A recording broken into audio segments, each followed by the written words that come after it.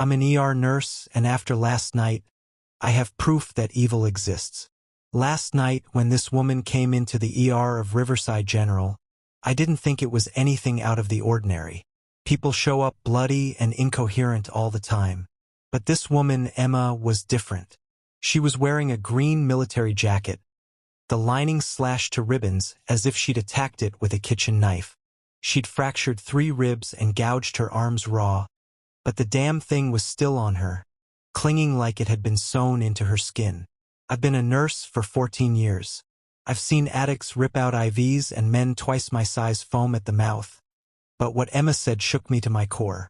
And for the first time in my life, I believed evil might exist. Blood bubbled from between her teeth, and in a gruff voice that didn't sound like it belonged to her, she said, "James, Perry wants to know if Kathy's okay. Tell me she's okay. I'm getting ahead of myself here. I haven't slept in over 24 hours.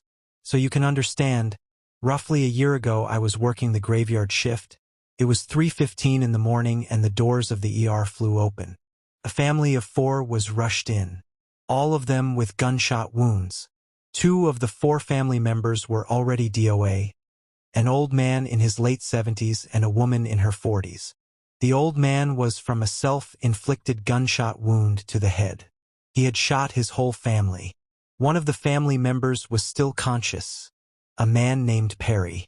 We were trying to stop the bleeding when he gripped my arm and whispered, "Is Kathy okay? Tell me she's okay." Kathy was Perry's wife and she was already gone. None of the family members lived. No one but me, Perry, and the other medical professionals in the room that morning know that he asked me that. And Perry died 30 seconds after I lied and told him she was going to make it. So when Emma asked me that same question, yeah, it chilled me to the bone. How could she have known? How did she even know my name? I haven't been able to shake it since. So once we got Emma sedated and placed her in restraints, I went to the waiting room to let her boyfriend, Ryan, know that Emma was stable. All he asked me was, "Is the jacket off?" It was, and told him as much. We had put it in a hazardous waste bag, which is why it was so much weirder when I went back to her room and the jacket was on the chair next to her. Its sleeve brushed my arm as I stepped closer, sticky with dried blood. I couldn't imagine any of the hospital staff would put a bloody jacket back in the room. It didn't make any sense. That's when I noticed Emma's eyes were open, like she was staring into my soul. "Tell me what happened to Kathy, James." Her voice gruff again. "How do you know about that?" I asked her. Her eyes closed and she fell back asleep. I moved through the halls asking anyone and everyone on staff who had put the jacket back in Emma's room, but no one seemed to know what I was talking about. It got to the point where I started getting strange looks. One of my colleagues asked if I was feeling okay. I wasn't, I'm still not. I went back to the room and the jacket was gone. So then I checked the storage room, the jacket back in the hazardous waste bag. I have no clue how it got there. I was afraid I was losing it. I was told to go home and get some rest. I didn't want to. I needed to figure out what the hell was going on. But I was basically forced to leave. I went back home. I had a couple drinks. Think I just needed to relax. But I stayed up all night with thoughts of Emma and Perry. I couldn't understand how they were connected. It was proof of an afterlife. I'd seen people die over and over, and now it felt like evidence that we didn't simply cease to exist. That maybe the people I loved, someone I'd lost, might not be gone forever. My mind infected, which is why I decided to go to the house where Perry and his family were murdered. The house had sat vacant since the murders, which made it easy to slip in through the back. I used the butt of a flashlight and a rag to smash a small pane in the back door. When I first entered, I felt a shift. Even with the early morning light sneaking through the windows, it was dark. My chest got tight. I told myself it was because I knew what had happened in this home. I walked through the living room. The floorboards creaked every other step. I was climbing the stairs to the second level when I suddenly smelled something metallic. It made my stomach twist. It was the scent of blood flooding my nostrils. Then Perry stumbled through the foyer below, bleeding profusely. In an instant he vanished and then gunshots rang out. I sprinted up the stairs as quickly as I could, my hearing fuzzy. It felt like ice was rushing through my veins, and before I knew it I had ducked inside a bedroom down the hallway. I'm not exactly sure how long I had been sitting in the darkened room when the closet door across from me slowly swung all the way open. It came to a stop when it bumped gently up against the wall. I could only see children's clothes hanging inside. A soft voice from inside the closet said, "Hey, come here." Then a child's pale arm protruded out from between the hanging clothes and waved me toward the closet. There was no fucking way I was going over there. The child whispered again, "We need to hide. Grandpa's acting weird." I was terrified, both by what he said but also the thought of moving toward the closet. I came to this house for answers though, so I went over to the closet. I stopped right in front of it. I couldn't see past the clothes. They prevented me from seeing anything beyond them. I could either leave or wonder forever what I would find out. So I parted the hanging fabrics and crawled inside. I didn't see the boy. I looked behind me, to my left. Right? "Hello," I said quietly. He wasn't there. The hairs stood up all over my body. I took out my phone and turned on the flashlight, and the boy appeared out of thin air, covering the light with his hand. "No," he hissed. There I sat, face to face with a ghost.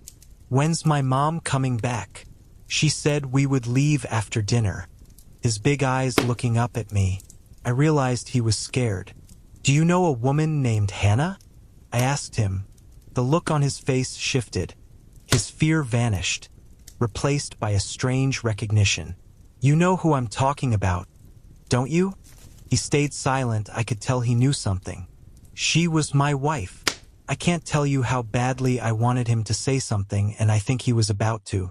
Then we heard furious footsteps pounding up the stairs from below, and I snapped back to being scared. "SHHHH." He cut me off with a harsh whisper. He backed himself further into the closet, hiding as best he could.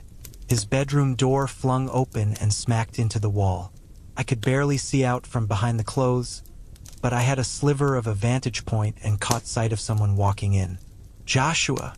An old man's voice called out. I heard a rifle being cocked. I couldn't see him anymore, but I could hear his footsteps.